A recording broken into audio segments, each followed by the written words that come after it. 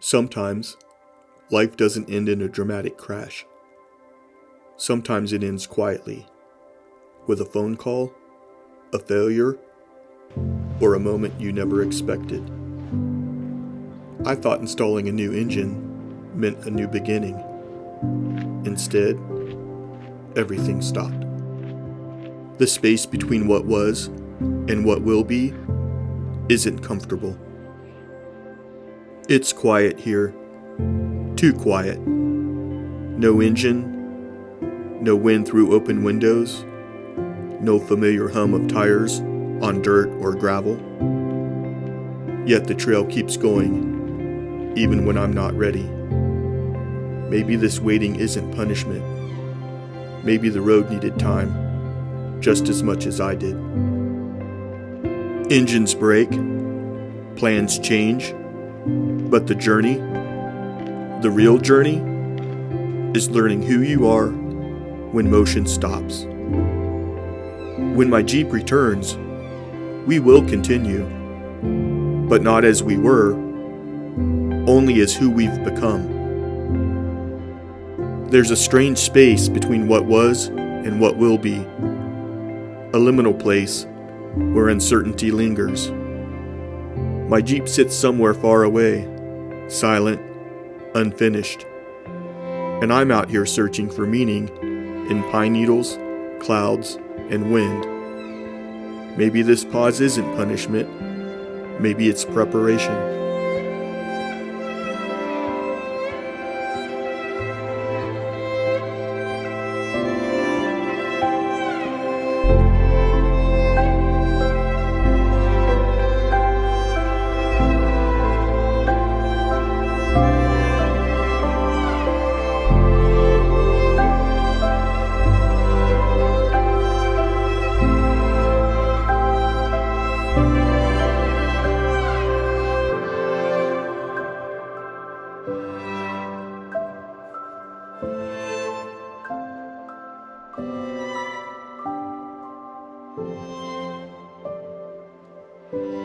Some days, the waiting feels heavier than the pack on my shoulders.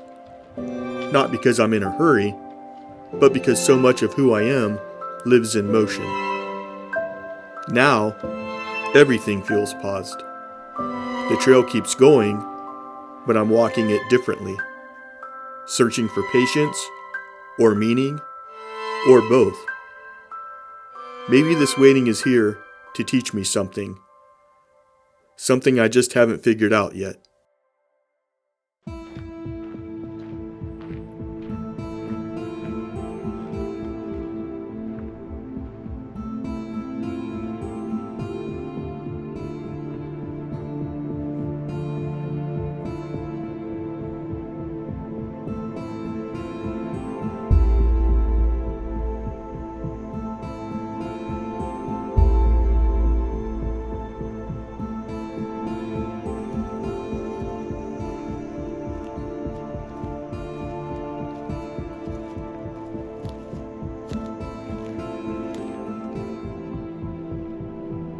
I never realized how much I depended on that Jeep until it wasn't here.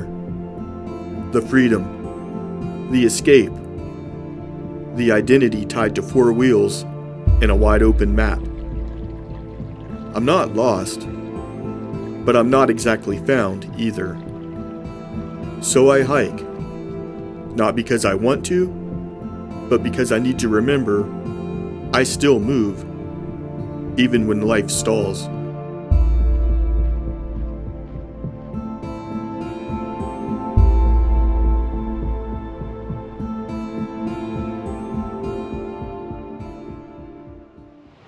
The call eventually came. It's ready. I'm finally getting my Jeep back after a long 3 weeks of absence. I thought the hardest part was over. I thought the universe was done testing me. But the trail between worlds doesn't let you return unchanged. When I opened the door, everything I trusted to remain was gone. My tools, my gear, the things that carried memories of trails, pine forests, Mountain nights, campfires, taken. It wasn't just equipment. It was years of adventures. Memories soaked with rain, dust, and sunlight. It was things that had stories, not things you can simply replace with receipts and shipping labels. Losing them feels like losing parts of who I was.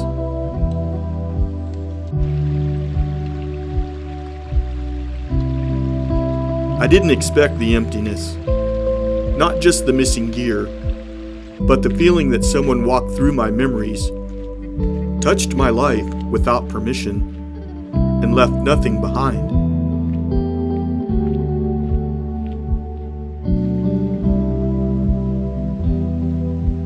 Someone opened doors that weren't theirs, took things they didn't earn, walked away without knowing what those items meant, or maybe without even caring. And now, I'm left picking up the invisible pieces.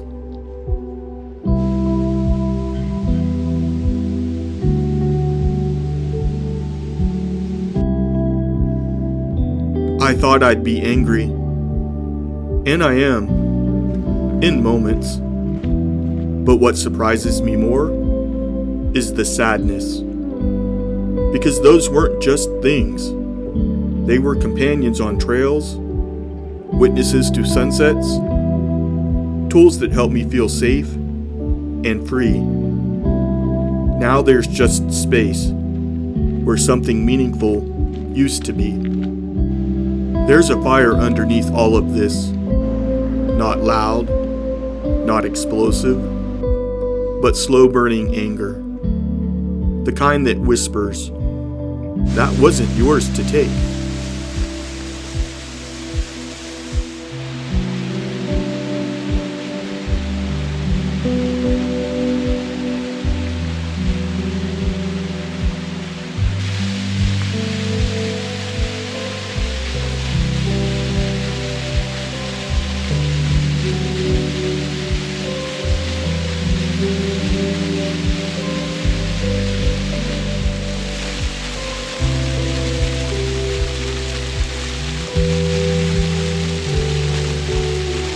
After wiping away the tears, I'll replace what was taken, piece by piece. But the meaning, the memories, those aren't things money brings back. Some stories will have to be rewritten.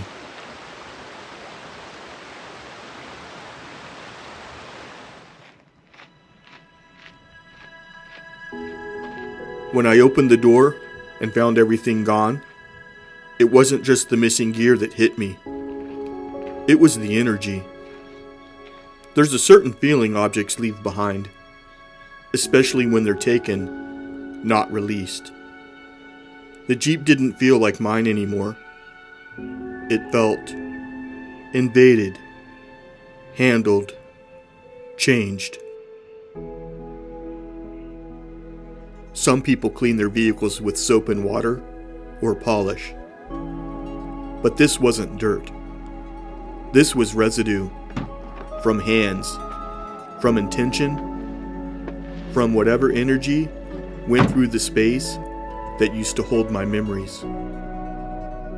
So I lit the sage, not to erase what happened, but to reclaim what remained. The smoke wasn't for the Jeep alone. It was for me. To close the chapter, to acknowledge the loss, to clear the space so something new could take root.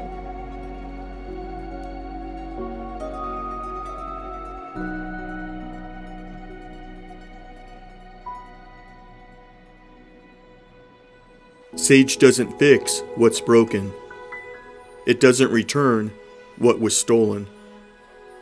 But it reminds the spirit, mine and the Jeep's, that we are still whole, that the journey continues, that even after intrusion, disruption, and loss, there is still a place for peace.